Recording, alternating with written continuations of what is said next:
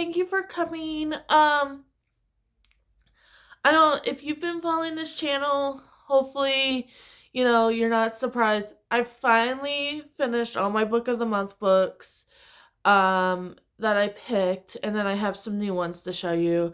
But I'm tempted to change the series. Do I understand my taste, or you know, instead of how do I feel about book of the month, like do I understand my taste as a reader? Because I know when they come up with those choices, like obviously it's through every genre. If you've never seen a book of the month page, like they usually pick 5 books, they're different genres, and pretty much what you're doing is picking the best one.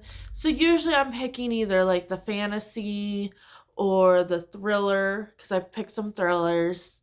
They've been mixed bag, but I've picked some thrillers, and I will pick maybe some type of historical fiction. So,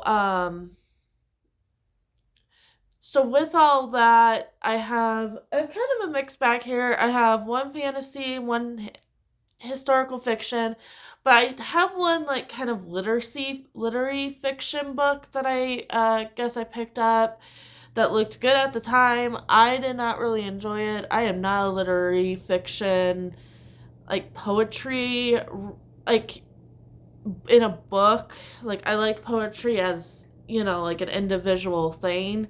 Like I don't mind reading poems and stuff, and I do write poetry myself. So it wasn't that. It was just like I kind of wanted to be a little bit more straightforward when it comes to novel writing.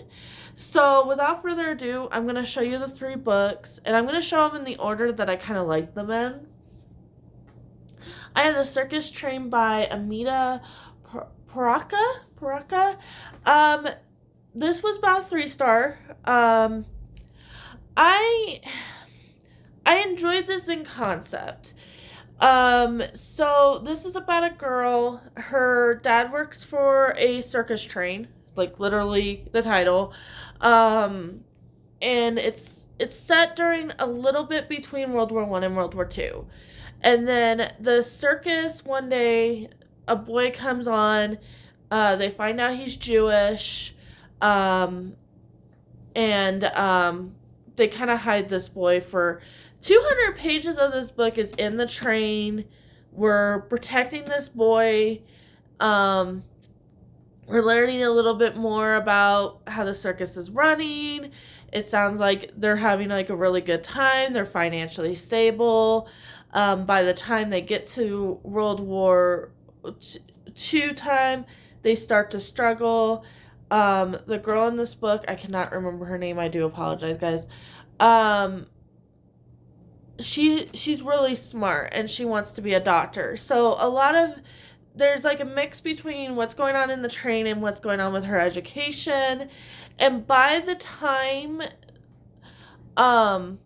the time something happens, it turns into a whole different story, and they get her dad and her get separated, and she's having to struggle. She has let me see if it says in the front.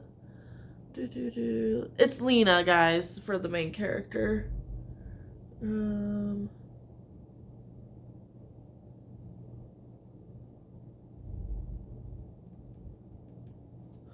Okay, I guess it doesn't say.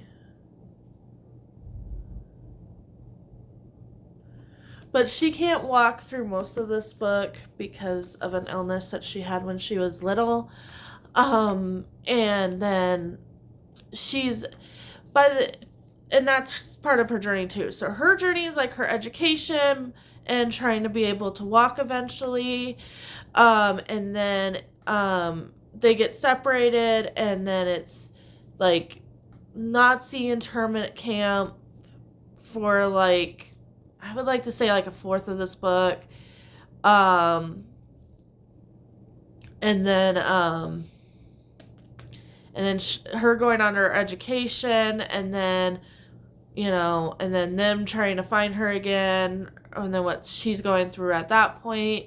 So it was just, it felt like it should have been like two separate books. Like it felt like the first like 200 pages should have been like a novella, and then like the second part should have been like a novella part two instead of like one whole book, because it did.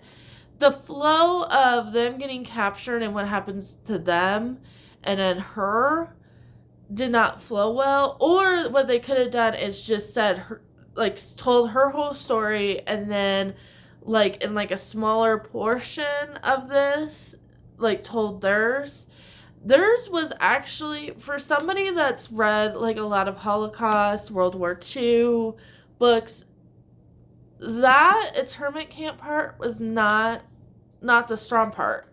And usually most of the time that's where you get all your emotions from all the characters and everything else, is during that internment camp scene. And I wasn't getting, I was not usually, like, that usually hits me. I usually cry at least once during that whole thing. I might actually, on my channel, might actually do like the best books during like that historical period, because I have a lot of them that like are really, really good, but this was not one of them. This is a 3-star. This is going to go into my bag of doom, guys. And then I read a book called Thistlefoot by Janine Ross Nithcott. This was cute. I would say this is probably another, I think I did like 2-star on Goodreads. I think I'm more like a 2.53. This was cute. One of their ancestors, it's about a brother and a sister. Sister's doing really good in life. She's a carpenter.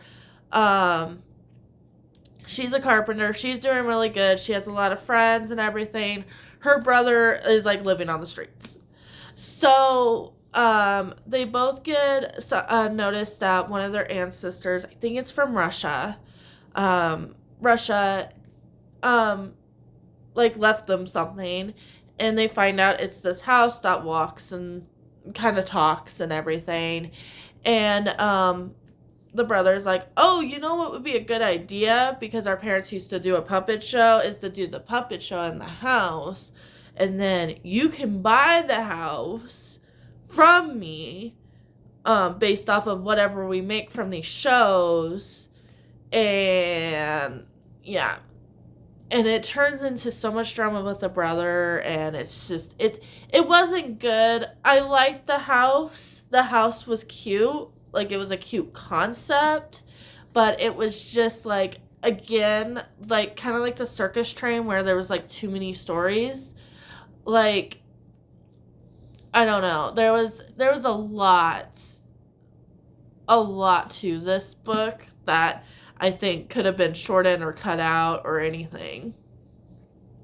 So yeah, Bag of Doom, guys.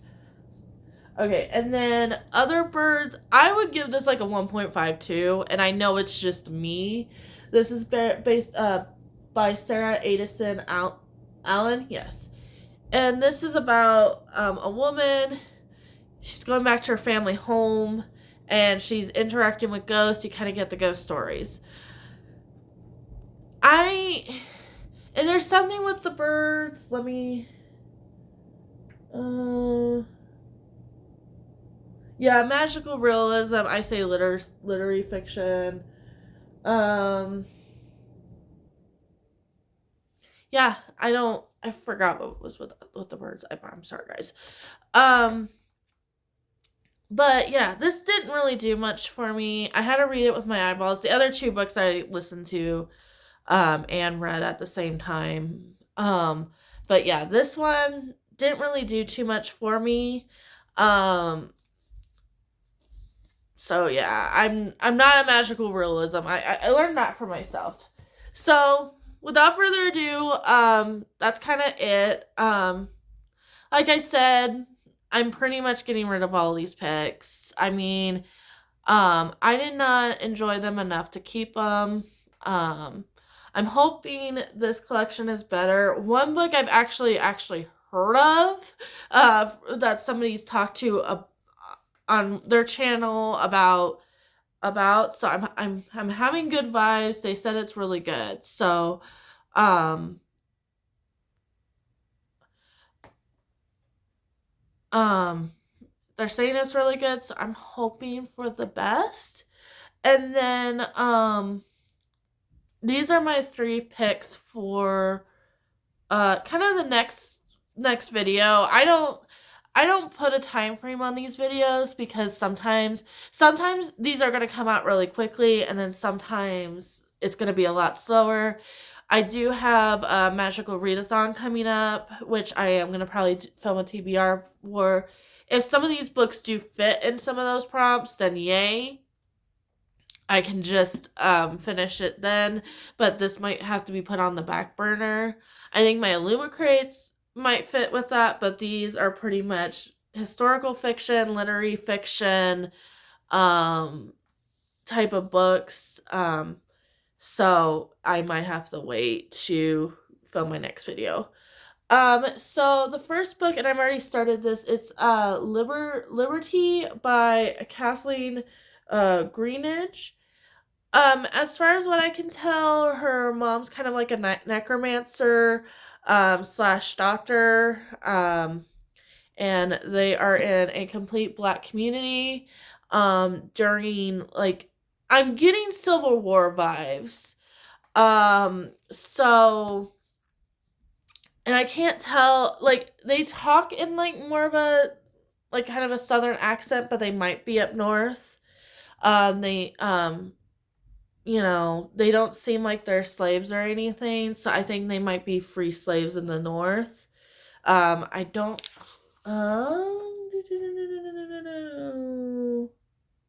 Yeah, Brooklyn. Yeah. So they're up in New York during this time. So, you kind of get one of the first kind of discussions, kind of a trigger warning if this triggers you at all, is the conversation of blackness, and depending on how black you are is how you were seen in the community. So far, that's been really good. That's been a really good description. How her mom does the necromancy is really interesting. So I'm having good vibes off of this. I don't know if it's going to be like a keep or not, but I think I'm going to have like, I think it's going to be a good story for when I read it, but I just don't know if it's going to be a keep or what it's going to be yet. Because I think I'm like 3 hours in the audiobook, and it's like 12 hours. And then I have The Wishing Game by Meg Schiffer. This is the one I keep on seeing on YouTube.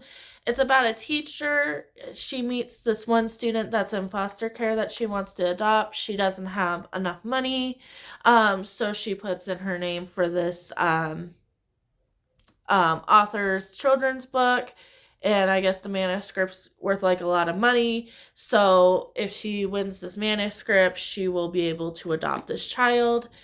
I've heard really good things. I've heard it's kind of cute. Obviously, it's probably gonna be kind of sad, but I guess it does have its cute moments, its whimsy moments. So I'm excited about this one.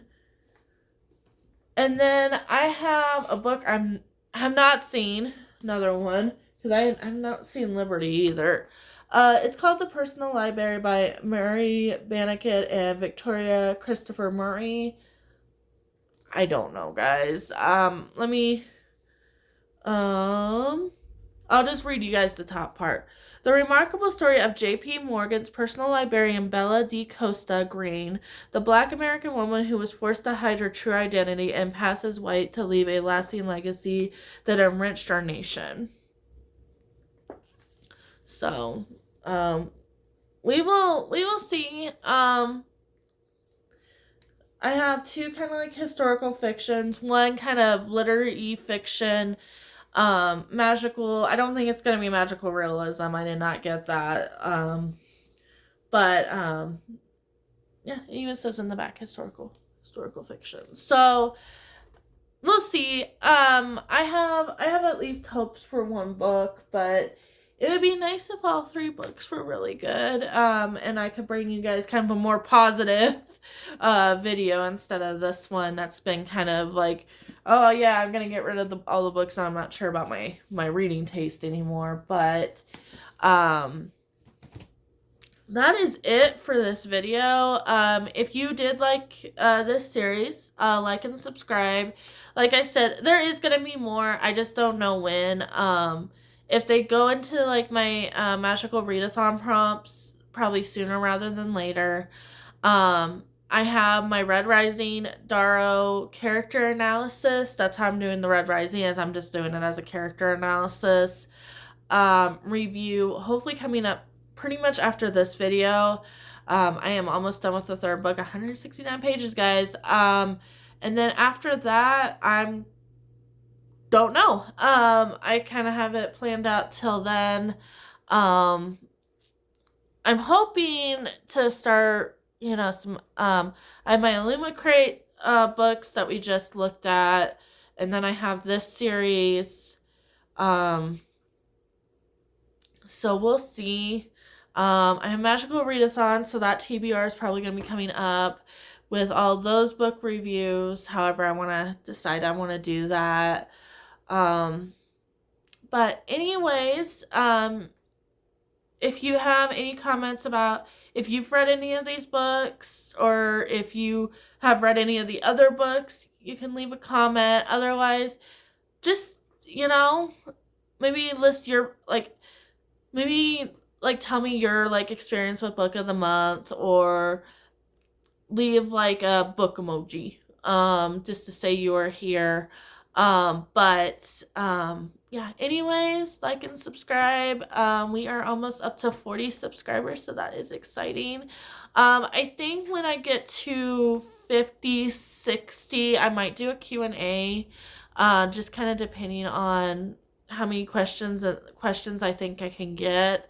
But I might do that, because I do kind of want to celebrate 50, but it might be depending on how many questions I do get, 50, 60 subs, or even more. I just want to be able to do kind of a lengthy one, so that might be coming up too, depending on kind of what the subscriber count is looking like.